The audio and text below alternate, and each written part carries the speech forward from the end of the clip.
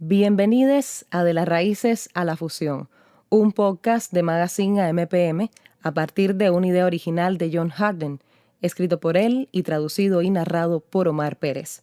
De las Raíces a la Fusión es un ensayo sobre el nacimiento y desarrollo del jazz afro-norteamericano desde la abolición de la esclavitud hasta principios de la década de 1970.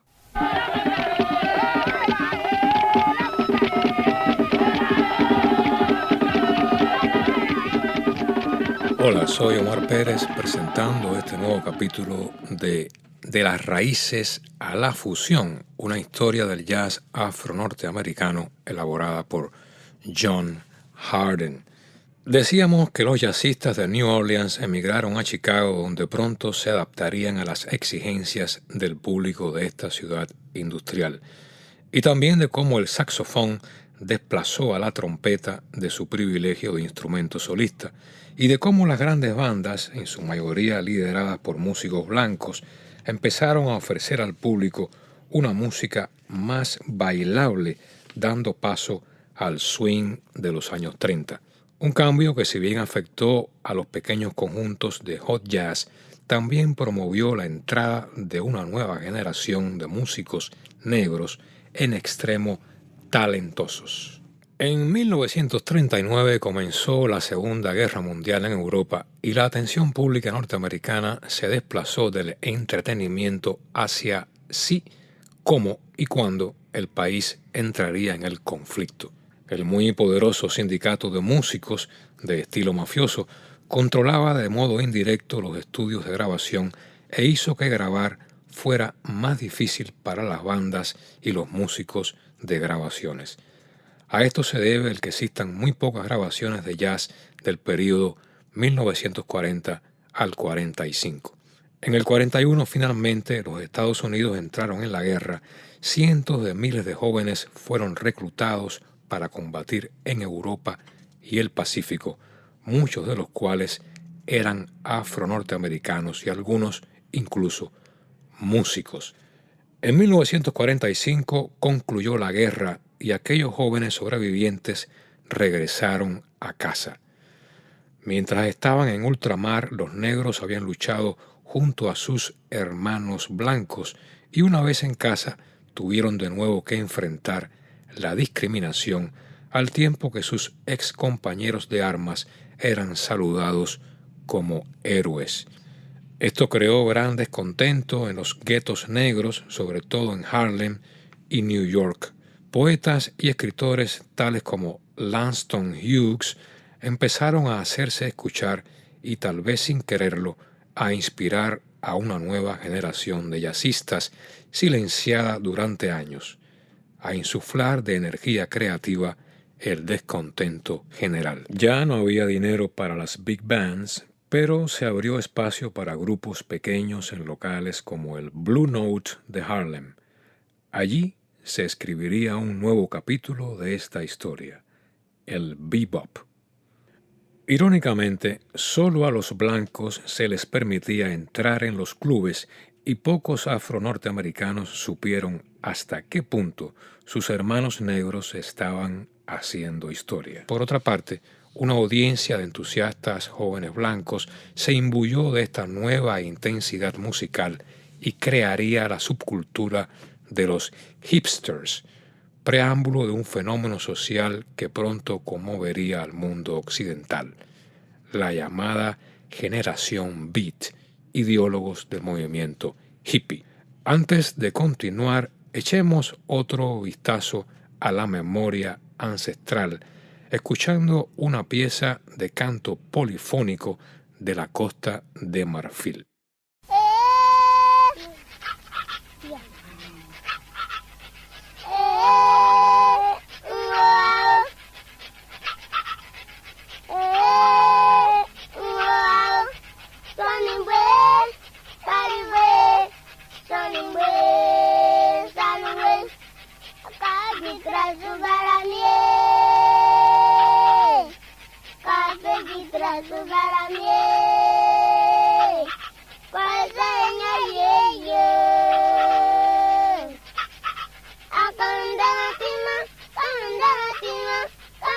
Nothing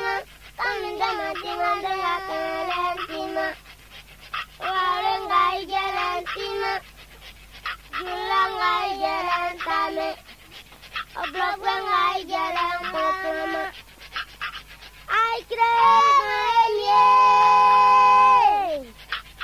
ay, creen, yeah, yeah, yeah, yeah, yeah. Na jana mababa, na jana matakumanu. Ay, creen, yeah, yeah, yeah. Anima verandare, koyo arudaria.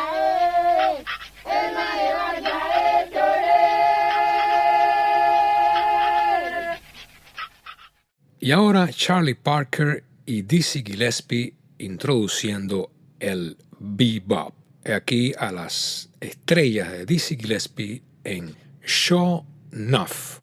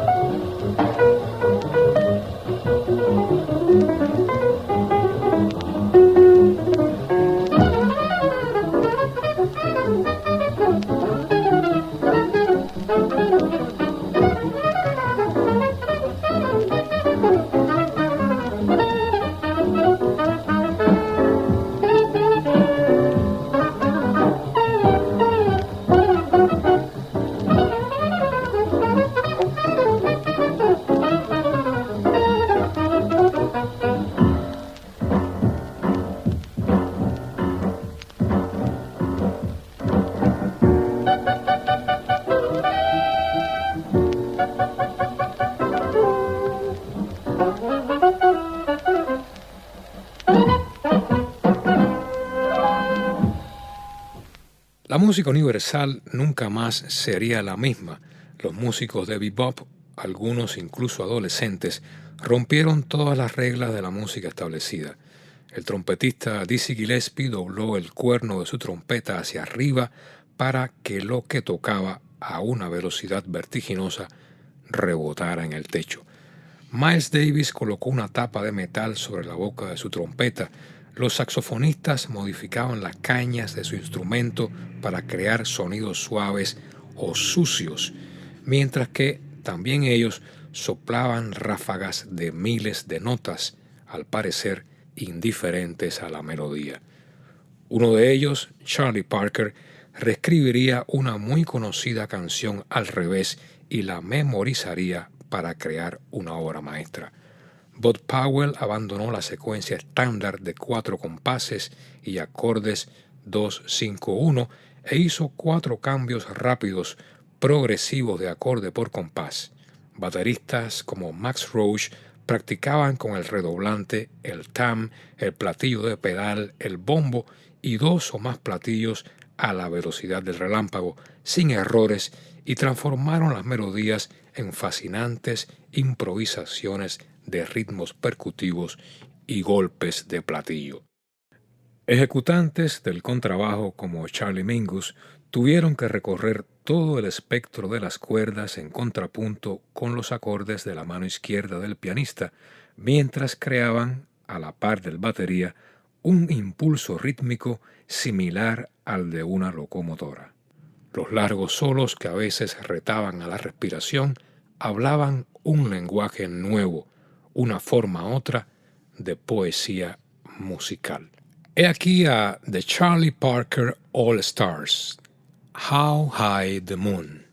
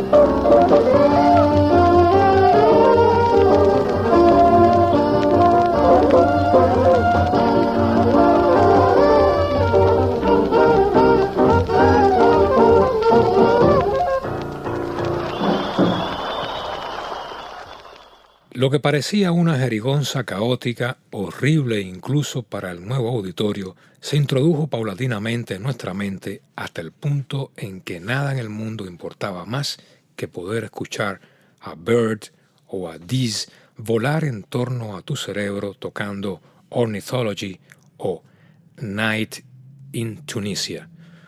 Precisamente, el sexteto de Dizzy Gillespie en Night in Tunisia.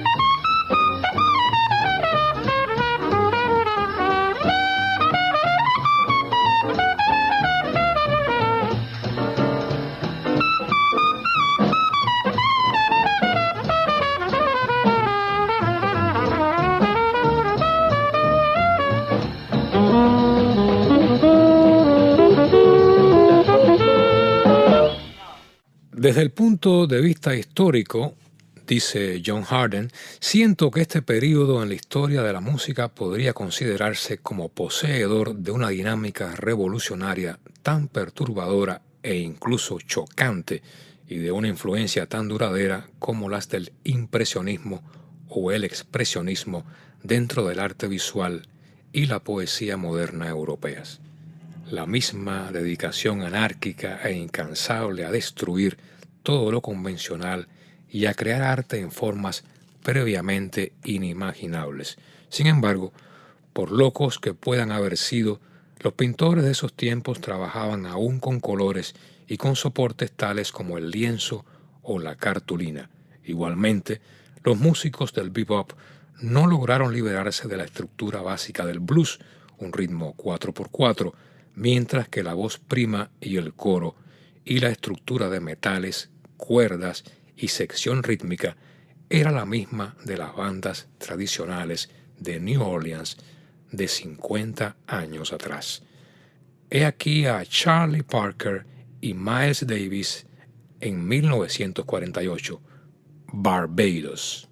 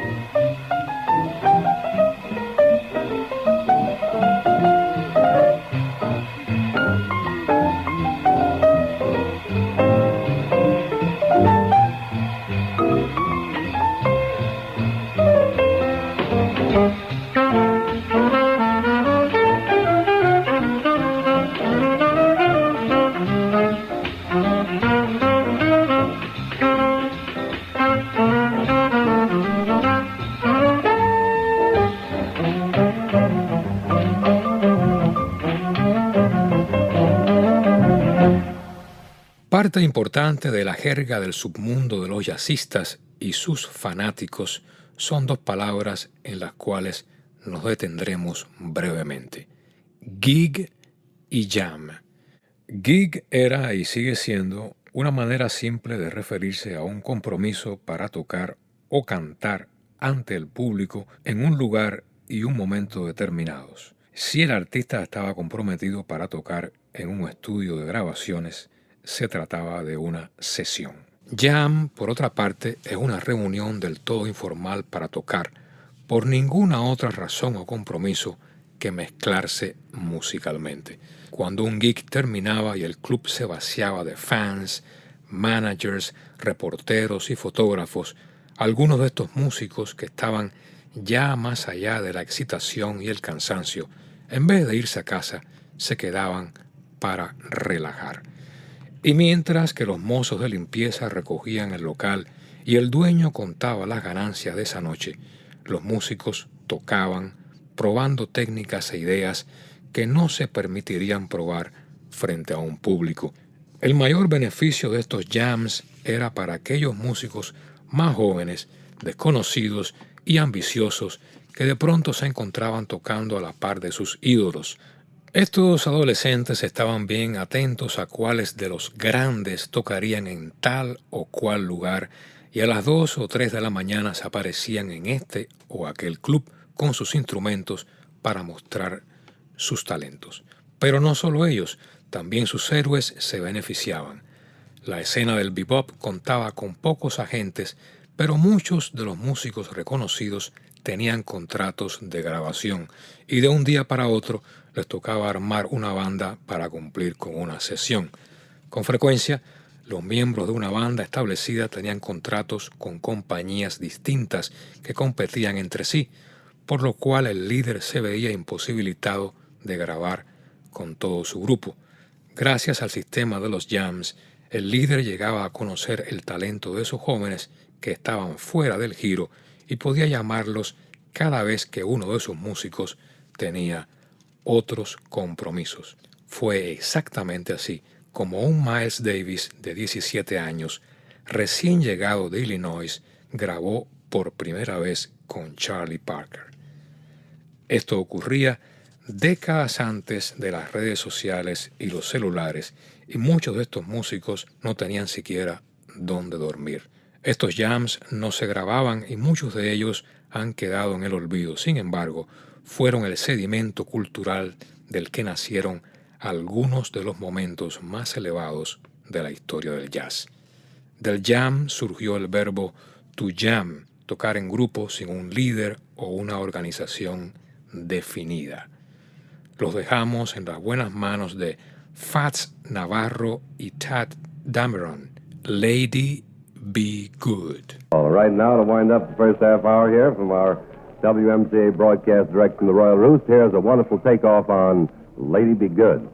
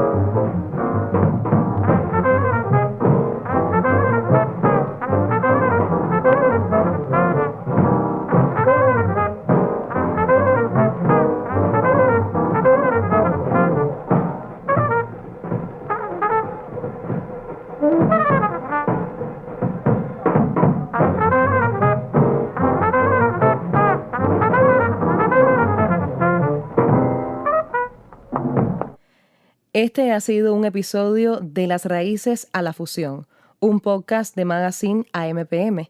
La idea original es de John Harden. La traducción y narración es de Omar Pérez. La grabación y edición tuvo lugar en el estudio República Records. Recuerda que puedes seguir este podcast en Spotify, SoundCloud o tu plataforma favorita, así como seguir a nuestra revista en su sitio web y en todas las redes sociales como @magazineampm. Muchas gracias por escucharnos.